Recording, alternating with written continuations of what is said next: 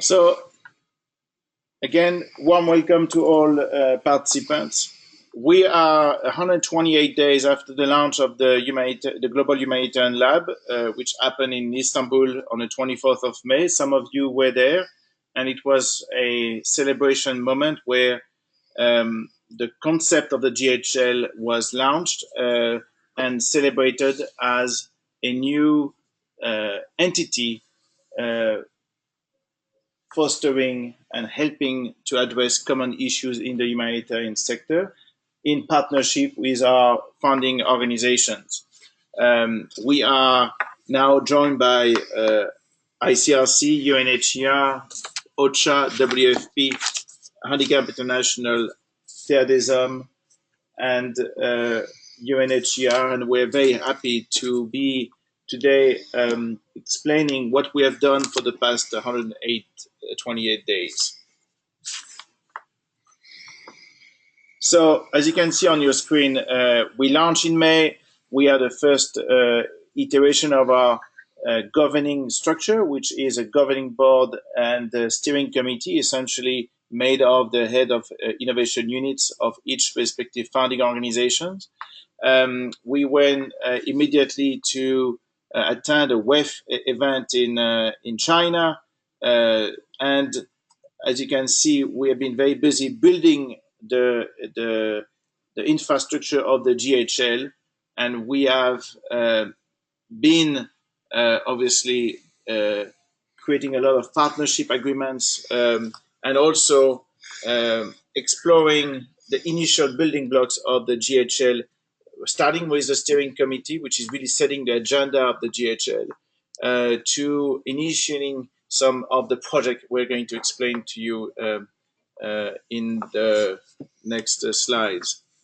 In August, we went further in launching another concept of the GHL, which is the overlay concept in Shenzhen in China during the Fab 12, which is the overlay with the Fab Lab Foundation and networks.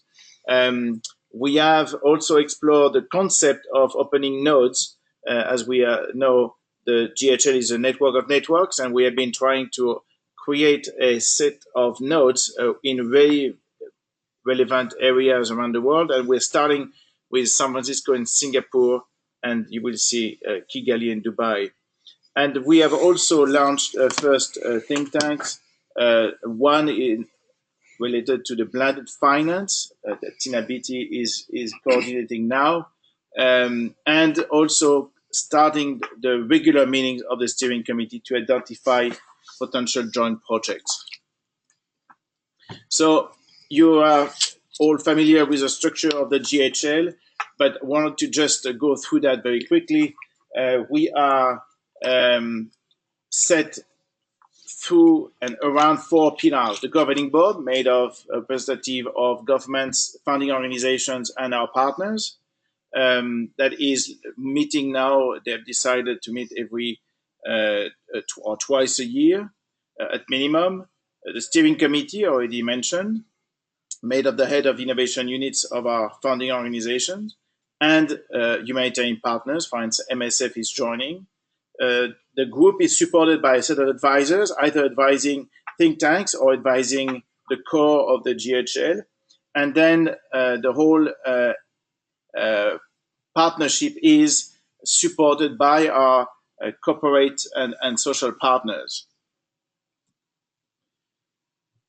So the first one, the governing board, we had our first inaugural meeting on the 7th of July, and the chairperson was elected. It's Peter Maurer, who is a current president of the ICRC. And we're delighted that Peter has volunteered to lead the work of the GHL for the next year. And he is supported by 16 members, again, blended from governments, humanitarian organization, and the private sector.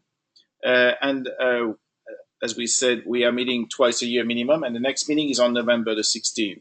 And this is really important for us as we are counting on the governing board to really impress upon the GHL work in terms of governance, in terms of accountability and management. Then we have the steering committee. Tarun Sarwal from ICRC has been actually volunteering for leading the work of the steering committee for the next year, and we're very grateful for this. So as I said, we are now meeting on regular basis every 15 days, the first and third Tuesday of every month.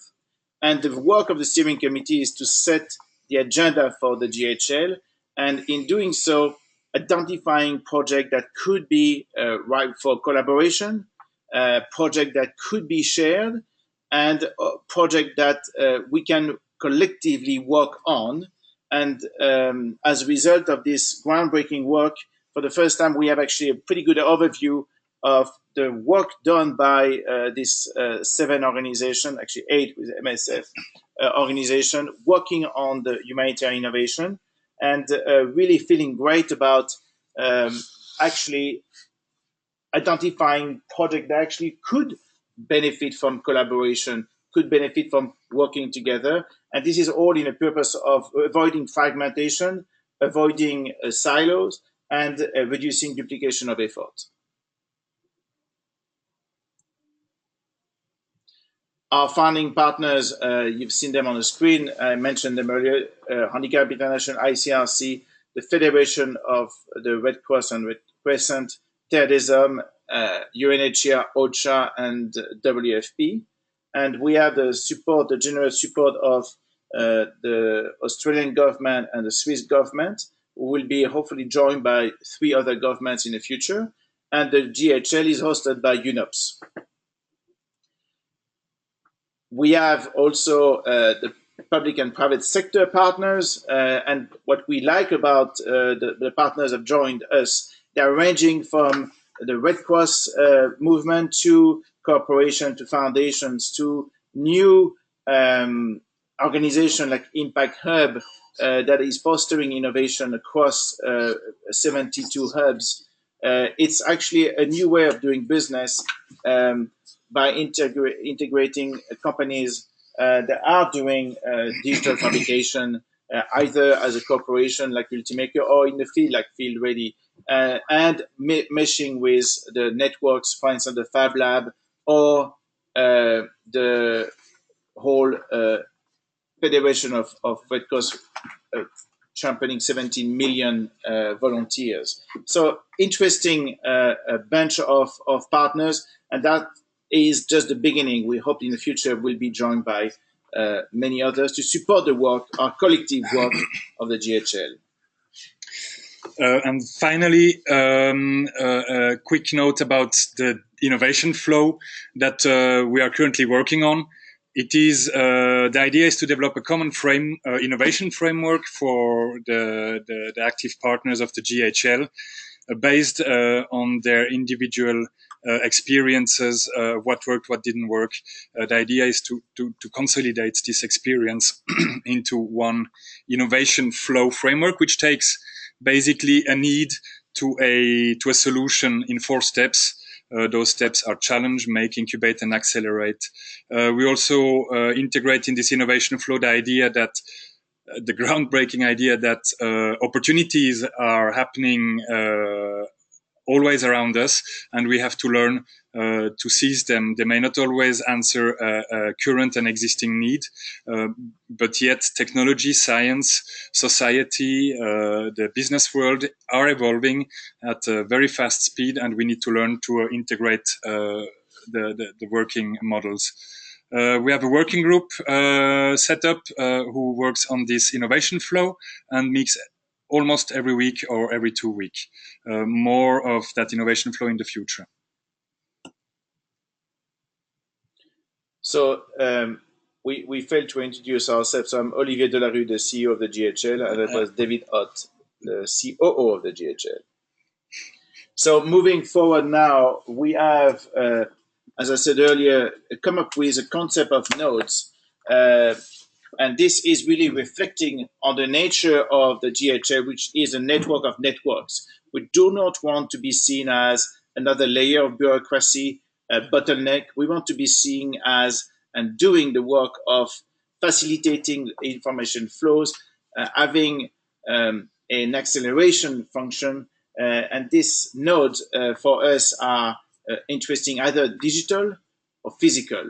And this is where we have launched our first node here in Geneva, that were initially hosted by ICRC. Now we are with the UN office in Geneva, but we are going to, and we're very grateful for this hosting organizations, but we are actually negotiating to go to Campus Biotech Innovation Park to join forces with the University of Geneva and their Sustainable Development Project to create one big Fab Lab that will service the entire community and actually kind of bridge this concept of humanitarian and development.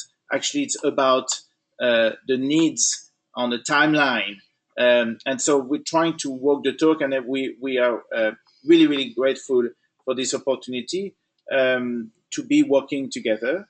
And here in Geneva, the hosting management, we will be hosting management, partnership, fundraising, challenge, make, accelerate functions, and other nodes are going to take on other functions.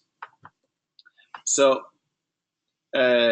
we are looking at, as you can see on your screen, creating something that is fairly disruptive in terms of creating a node in a temporary, low-cost infrastructure that can be dismantled if we want, but something that actually disrupt the way we do business, and will offer the humanitarian workers based in Geneva, anybody who would like to contribute to the humanitarian innovation story, to join this Fab Lab. And inside the Fab Lab, we will have also meeting places and cool space where we can collaborate.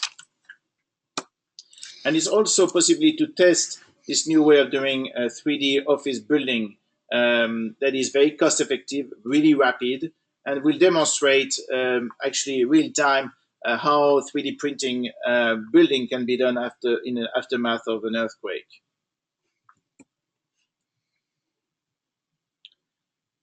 Now, Noin is the head of a node in San Francisco, and we are. She's based in San Francisco, so we don't know if she'll join. Noin. Okay. So the idea behind the San Francisco node is to serve as a technology center. Noin.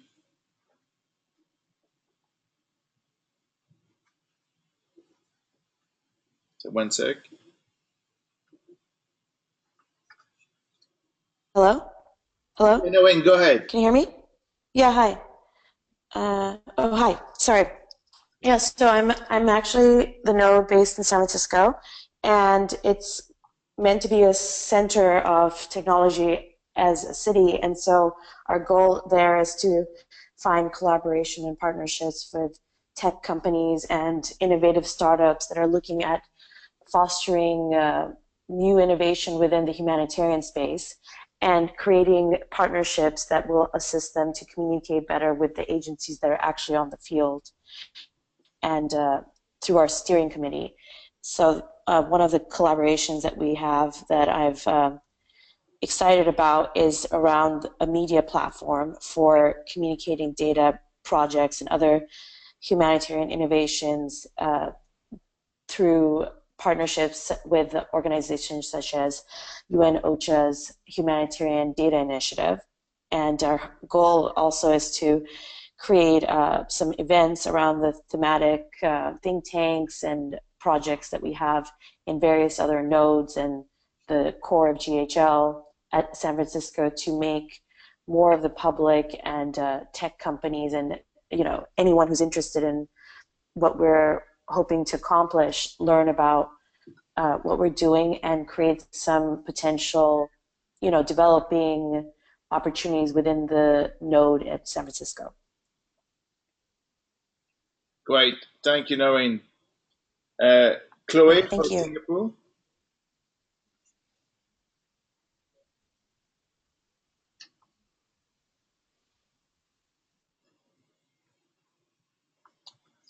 Okay, so Singapore. So Chloe Chick is head of a node, and the node in Singapore is very much about having a foot in the East Asia and Pacific region, and we have a few projects coming up now. One is dealing with a humanitarian innovation program with the Singapore University of Technology and Design, which is piloting this idea of an innovation challenge-based education program where actually students will be working on real-life challenge and putting their creativity at work. It's also possibly launching in March with Cisco a humanitarian challenge for the Asia Pacific and Japan region. And it's about also leveraging the human-centered design experience for the Humanitarian Innovation Toolkit that David will talk about later. But really, Singapore is really fostering this and leveraging a place in East Asia and Pacific for humanitarian innovation. And we have also few nodes in the making, and we'll see them later on. The third pillar of the GHL is the work that we have started through the think tank concept. So some of you have heard we are launching something called the topics, think tanks and labs. And topics are broad subject of potential interest, trend making, trend spotting, things that we should as a collective paying attention. And we have actually then derived from the topics something a bit more focused, which is a think tank. And a think tank is a virtual space where a conversation on a particular thing can take place to identify potential challenges that then will be grouped under a thematic lab. And then this is only at that time where we have a consensus on the challenge we're to work on collectively, that we will collectively invest some funding to tackle this particular challenge. So that's what we're referring to: topics, think tanks, and labs. And as I said, the labs will only be established either on temporary basis, based on 1 or 2 or 3 projects on challenges we face, or once these challenges have been solved, then the labs will be dissolved.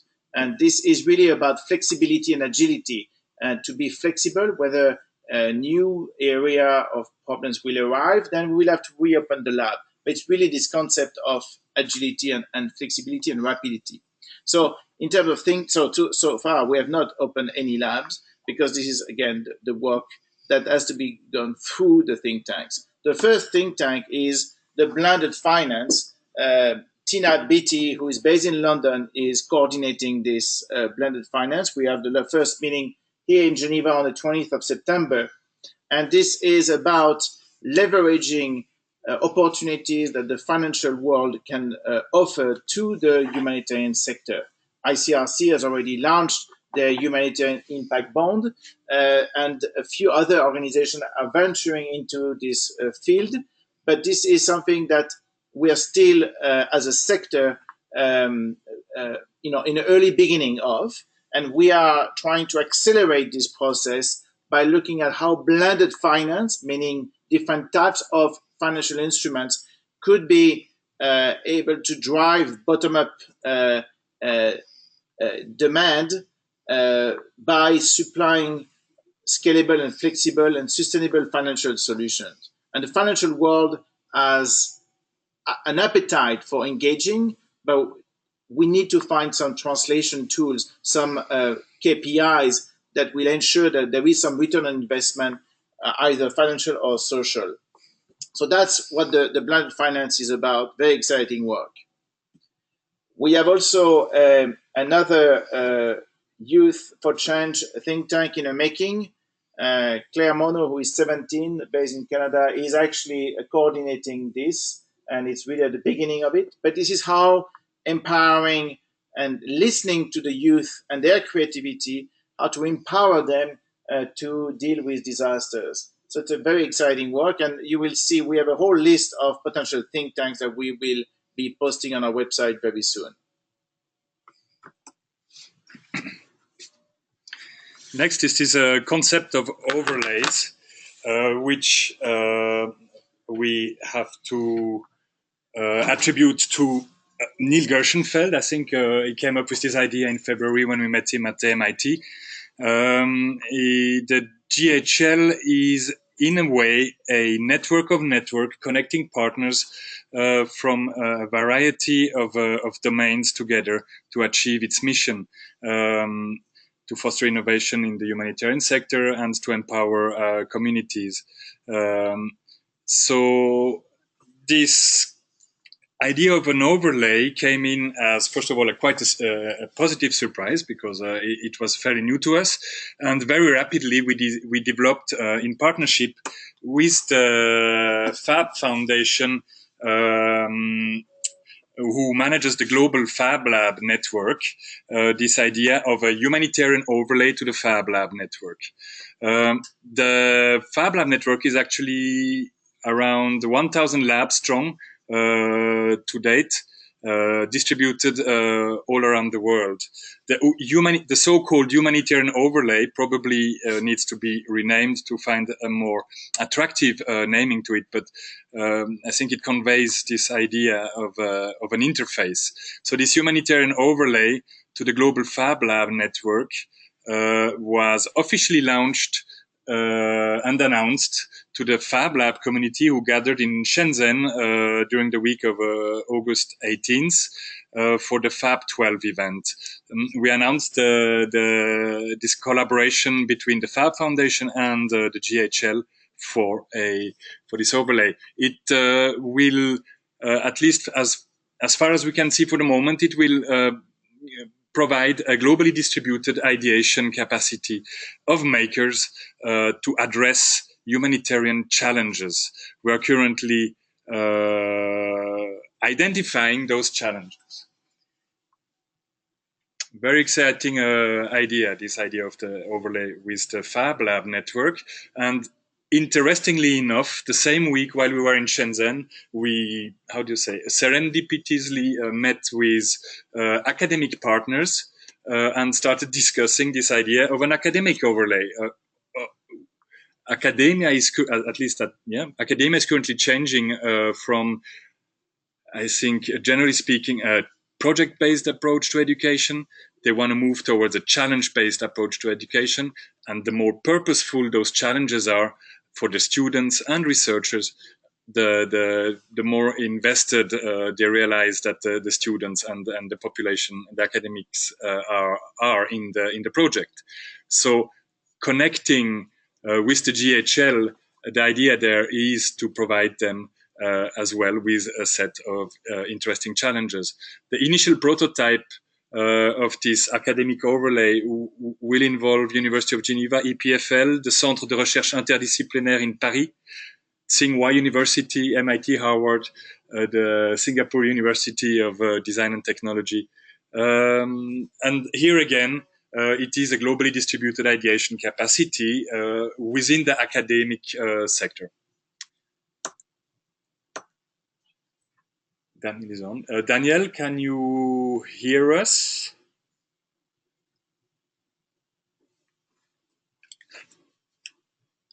Daniel?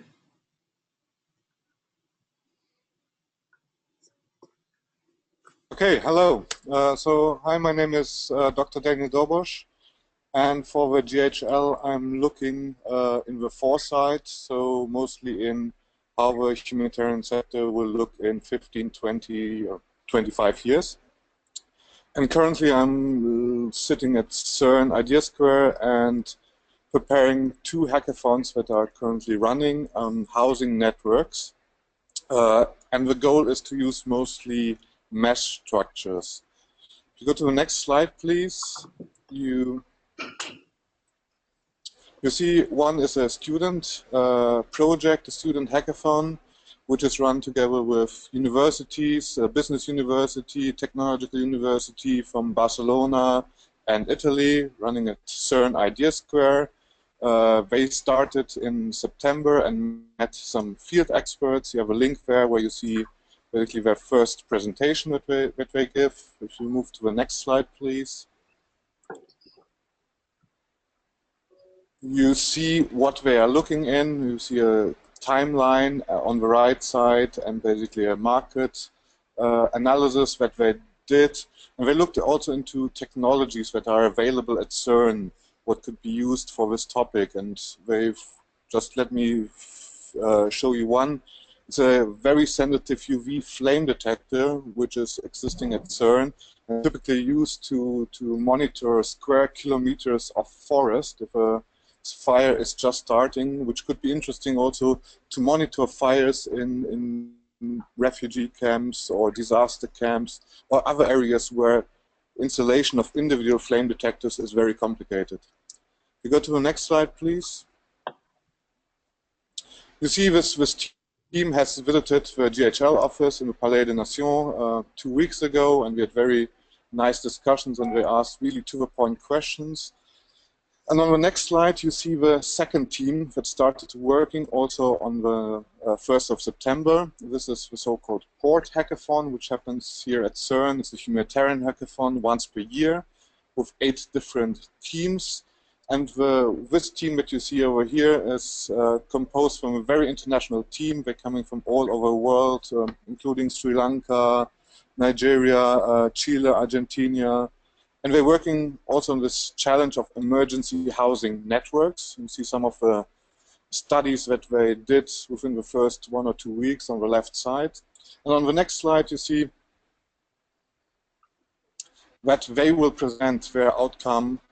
This is how the team is called, HERMIT crabs, during the final presentation of a Port Hackathon, which takes place on the 16th of October at 6 o'clock in the Globe at CERN. It will be webcasted, but if you want to be there live, you have to sign up soon because the places are running full. Thank you very much. Thank you, Daniel. Can I ask you to copy-paste those 2 links you shared in the chat box to all, please? Next project we would like to highlight here is the Humanitarian Innovation Kit. It's currently in its inception phase, but we are working on initiating it. It is really a companion to the innovation flow, which I presented earlier in this webinar, with the same idea of breaking down the innovation flow into modules or steps. So we would have a challenge, make, an incubate, and an accelerate module or a set of modules, which can be everything like for the make component, tools ranging from basic crafts tools to digital fabrication tools like laser cutters and 3D printers. For the incubation module, acceleration module, and the challenge module, it would be more like frameworks provided or access to resources, to contacts, and to support. So we have a growing list of partners, including some of our funding humanitarian organizations. The interest and the use cases that we are currently exploring with them is, for one, a Swiss NGO, an education vocational toolbox aimed more at the teenage population, but could probably also be applied for adults. With another NGO, we're looking at a workshop in a box. They are developing 3D printing solutions. Maybe this could provide a basic kit to their work that can be deployed in a field. And with another agency or organization, we're looking at providing this as a rapid prototyping kit for their staff in the field to develop this innovation process and capacity as granularly down in the field as possible. We are currently assembling a project team, and we are working on a project initiation document. that's it for the Humanitarian Innovation Kit.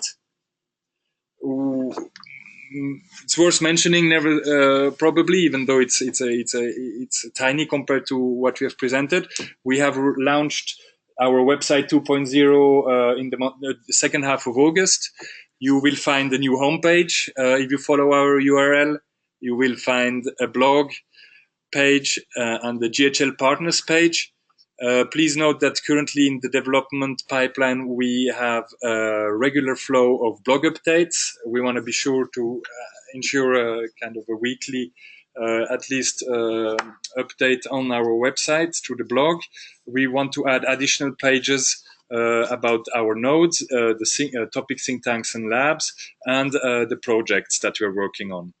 The medium/long vision term of our website will probably be developing from its current information and awareness focused kind of function to become more of a toolbox with as our projects develop. So more on that probably in future webinars. Speaking of future webinars, let's talk about the future.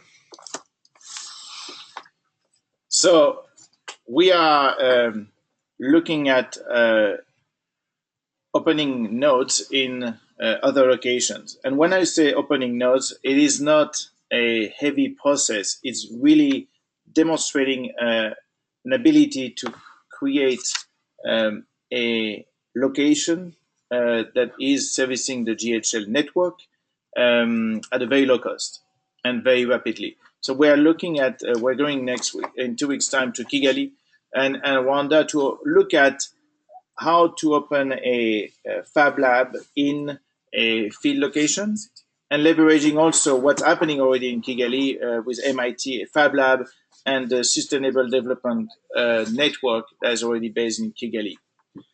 We have the idea to opening a node in Dubai. And this is on this one to service the humanitarian partners. As you know, the international city of Dubai has over 50 partners. All of you know, the founding organization of the GHL are part of this Dubai International Humanitarian City. And actually have expressed a need for rapid prototyping, potential logistic leveraging digital fabrication opportunities. And so we will be exploring this with the support of the UPS Foundation to open this node, very much focusing and servicing the humanitarian organizations to avoid, again, fragmentation and duplication of effort. We're coming to towards the end of the webinar, at least our portion of it. Please remember that we'll have the Q&A starting very soon. Save the date. On the 24th of November, we'll have our next webinar, which will actually implement our every 2 months rhythm of webinars, and we hope to be able to stick to that. So after that, probably the next webinar would be in January, logically. So now let's go into the Q&A. We have Tarun Sawal from ICRC Innovation, the innovation lead for ICRC, who has joined us, and also the chair of the steering committee. And we, maybe Tarun, do you want to quickly say hello while we look at the questions which have arrived so far? Yeah. Hello, everyone. I'm sort of just come in a little bit late. I see there are quite a few people on, about over 40 people on, and I'm hoping that persons from the steering committee are also here. We've had some good meetings. Take that forward, and I will look at the questions now and see what I can also add to the responses from Olivia and David. Okay.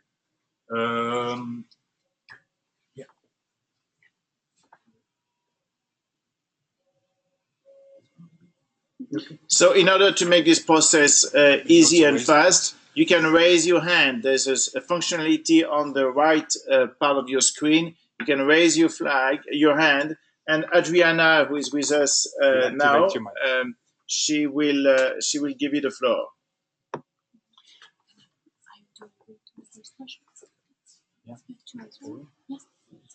Okay, hello everyone. I am Adriana, Strategic Planning Associate for the GHL. So I'm going to read the questions that we have been receiving. So one of the questions related to the innovation flow is the innovation framework seems aimed at incremental improvements, as systemic interventions rarely present in that way. Do you have a way for that to be implemented into the framework, for those projects to be implemented into that framework? Okay, I'm hoping I understand the question correctly. I have two sort of examples of what we're talking about systemic innovation. The first example kind of falls out of discussions that we've been having with different members of the steering committee. There are three, for example, there's TDH, there is MSF and ICRC. All of us have been working individually on a new device to enable child diagnostics in the field happen in a very much more highly qualitative manner. Now, all three of us have been brought together through the process of the GHL to kind of combine to look at aspects of data protection, aspects of ICT, aspects of how people will be trained, and also the common algorithm to take place. To work with, so that we take one algorithm forward to large donors. We're thinking here of the World Bank. We're thinking here of the Global Fund, the Bill and Melinda Gates Foundation, because this is something new for the entire sector. There aren't any existing solutions for developing countries, and therefore we are trying to, we will work with the WHO and perhaps a few governments to try and do something together. So this is something new, bringing together different agencies and addressing a new problem. We think about this in an acceleration phase, but even though these products are all going through their pilot at the moment, we are having meetings on how we might accelerate that in the future. So that's one example. I hope that answers the question correctly. The second thing was a suggestion which had in fact come from the World Food Program when we had our last steering committee meeting.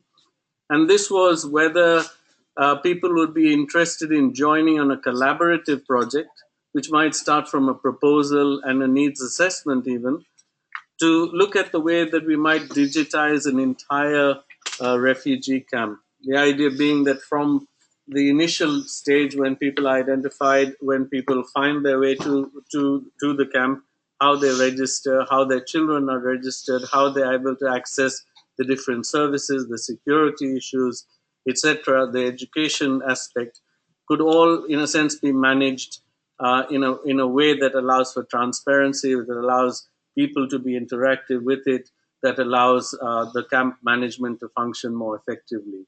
So this is another sort of process. We have to come together to define a common collaborative place, and we would go for funds in a central way to address the whole system issue.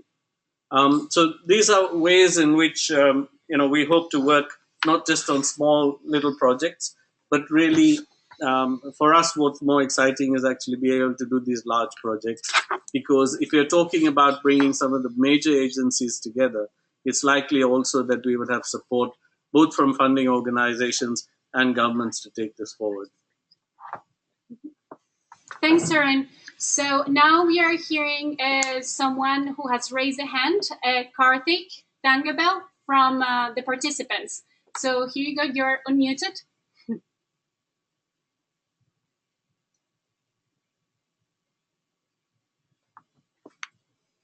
Go ahead.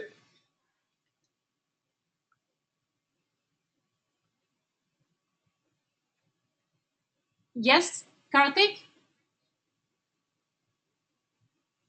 Hello? Yes. Yes, go ahead. We can hear you. Go ahead. Yes, okay.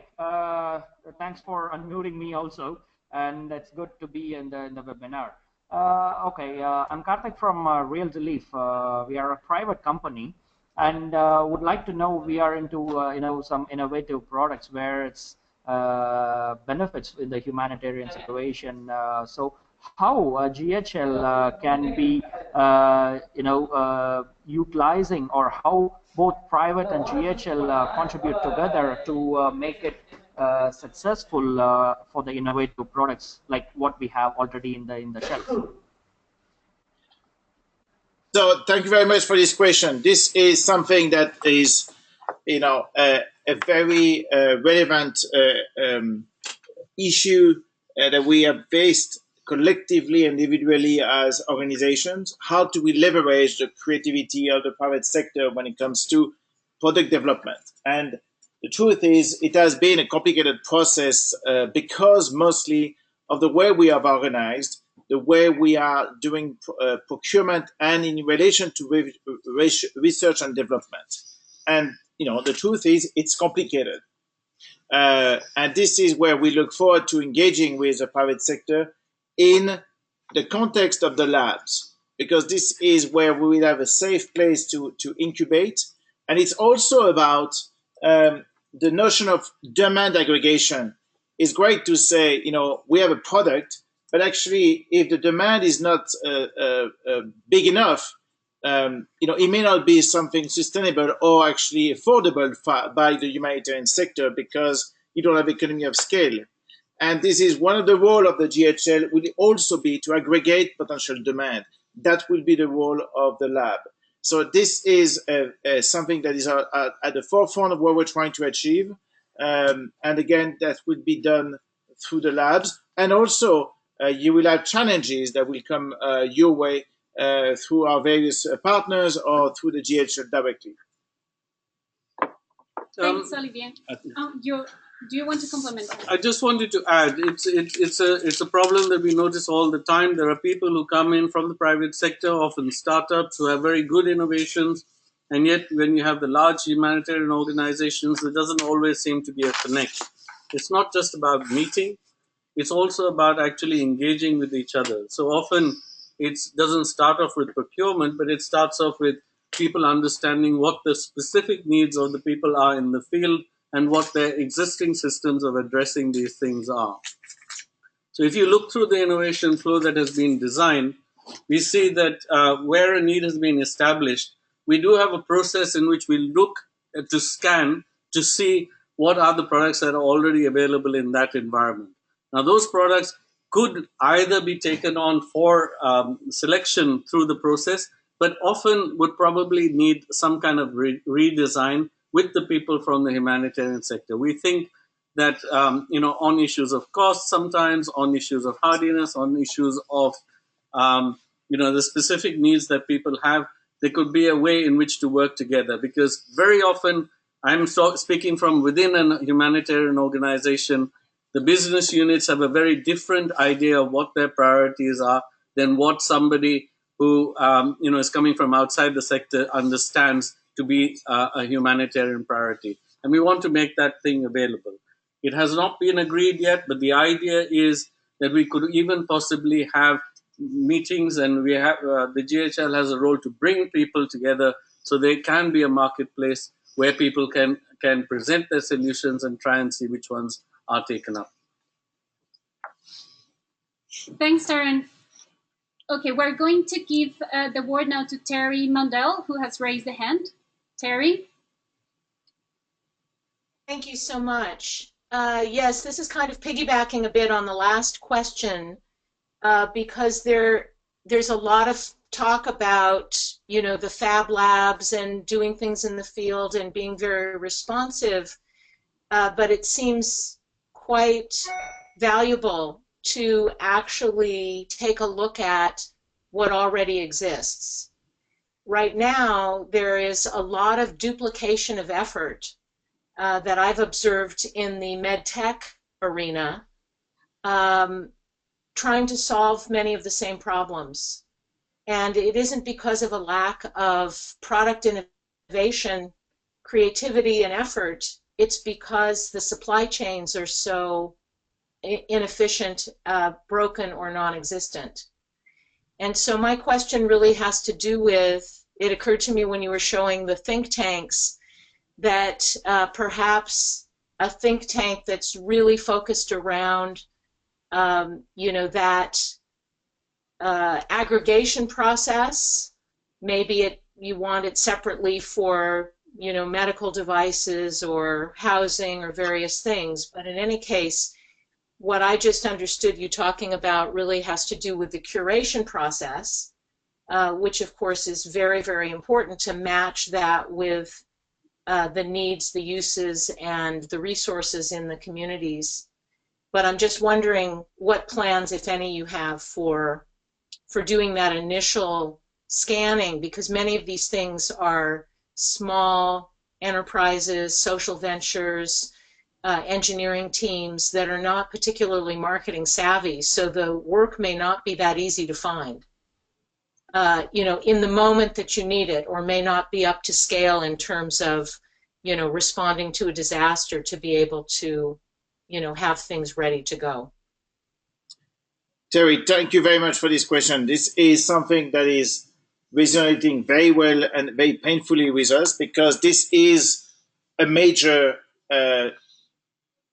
challenge that we face as a sector. Let's be honest about that. Be from medical devices, but actually much beyond that. So I very much welcome your idea to use the facility of a think tank to focus this on a aggregation process, but actually much wider about its procurement, its optimization of procurement processes, and it's also looking at, let's not reinvent the wheel. If we will be posting these links in our resource page in a couple of weeks. We have found websites, people who are dedicating their lives in testing items for the humanitarian sector that frankly I never heard of before. It's mind-boggling what's going on out there. And we need to have the homework, and we have to do justice to these people who are actually doing a great job, and possibly empowering them even further, as opposed to reinventing the wheel and creating some testing facility. So it's really taking a fresh look at this, but recognizing that this is of utmost importance to the sector. So stay tuned on this. I think this idea of a think tank on this particular topic is really timely. Thank you, Olivier. So I have noticed. Can I just ask a question back? I think it's a very interesting point. I mean, did you have something specific to suggest in this area? Was there something that you, either a website or a process that you are working on that sort of answers this question? Yes, I've been focused on this for the last 4 years, specifically in the medtech arena, and I think it's a longer answer than is appropriate for the time that we have right now. But I would love to have that conversation with you to explore how we can. I think the process innovation is really the big piece here, and too much effort in the sector goes towards product innovation, and this is really where there hasn't been nearly enough effort to address this knowledge management piece. And yes, it's more than that, but I think initially to look at it as how do we not only look at what's already there, and how do we bring together the makers as well as the users and these intermediaries that the Global Humanitarian Lab is dedicated to bringing together. But how do we continue to add and refine and curate and give feedback to the entire sector? So I'd love to have that conversation. I mean, Okay, thank you very much, Terry, for this. Let's move on to the next, but we're happy to take this offline. And I have noticed that several of you have asked if this webinar is going to be published in our website or is going to be sent. The answer is yes. You recorded. It is recorded and it will be shared with all of you. So now there has been a couple of other people who have raised their hands. So Laura James, the mic is yours. everyone. I wondered whether the GHL is going to be publishing its finances transparently following the lead of the open data movement driving for more transparency, particularly around the use of public finances. And a sort of second question, how much public money has the GHL received so far and what's it been spent on? Thanks. Thanks for this. Transparency is key, and we have in our status included the fact that the governing board minutes will be eventually public, so will be published on our website. We will have the transparency on financing, the funding sources, and so as much transparency we can get, the better it will be. In terms of public money, right now we have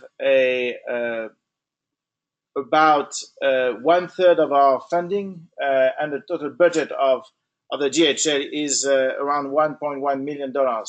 So it's a small budget for an organization, and right now the funding structure is going to be 2/5 coming from the government, 2/5 from the private sector, and 1/5 from the funding organization. So that's kind of how we are organizing the structuring of the funding. Thank you. So now there is John Schul, if I'm pronouncing it well. So wait just a second. We have missed it. John? Yes, can you hear me? Yes, perfectly. So I'm John Schull from Enable, the organization that's doing 3D printed prosthetics on a global basis. I want to reinforce Terry's comment. I won't repeat it, but I would like to know whether other participants in this webinar are accessible and how, because I think that an important part of the service you're providing is to enable those of us who are working in pockets, and in particular thinking about topics like process re-engineering, to be able to contact each other. So the question is this audience a network that we can access bilaterally as well as collectively? I think absolutely. I don't know, to be honest, I'm not sure whether everyone has the time to see who's online, at this stage. But just on the kind of notion of transparency, etc., I think it would be, the idea is that GHL is very much, as you say, John, something that does connect people. If specific areas of communities of practice develop, if specific interests develop, that's so much the better, because this is one of the convening elements that the GHL provides. In many of our work streams as well, it's actually the members who come and kind of join. So it's absolutely fine. I mean, if we do develop a work stream, for example, on looking at scanning and within the think tanks, etc., there is space to do that, but even outside. John, very nice to hear from you. I meet you from a different source here. So we've talked before in ICRC. It's nice to meet here as well. Great.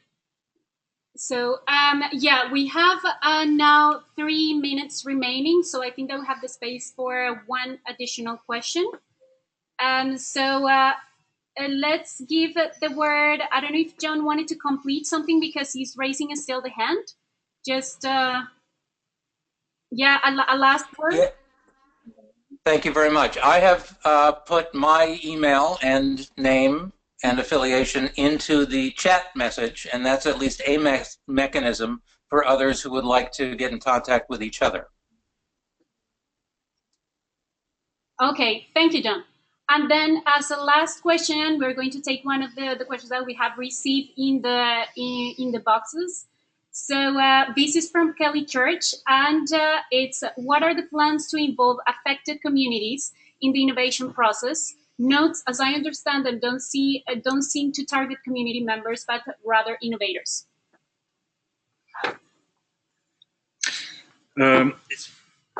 Yes, indeed. We are designing that innovation flow to be targeted at all of our stakeholders or partners. This includes the humanitarians, which express needs which need to be addressed, but should eventually also, and probably in parallel, also be about the affected communities themselves expressing needs. We are obviously in a very steep learning phase right now, and we have to learn how to deal with all of that. So that would be the first quick answer to that question. I'm handing over to Tarun for a compliment. Yeah. I mean, just to say that the innovation kit that is being jointly developed by a group of people here, I mean, it's fundamentally about, really understanding. It starts off with your own role as a person who wants to innovate, but it's really about connecting with the people who have the needs, and then getting them to be the part of the innovation process, not just identifying the needs, but then also seeing how they can be part of the process going ahead. Now, certainly I'm speaking for my own organization. It's absolutely clear that we are needs driven, and this is not just about the needs of our service providers. It is more than that. It's about the needs of the people. Often these are very distinct areas, and as part of the process, we are ensuring that both the needs of the users plus the needs of the service providers and the obstacles that they face in changing the system are also included in the needs analysis phase.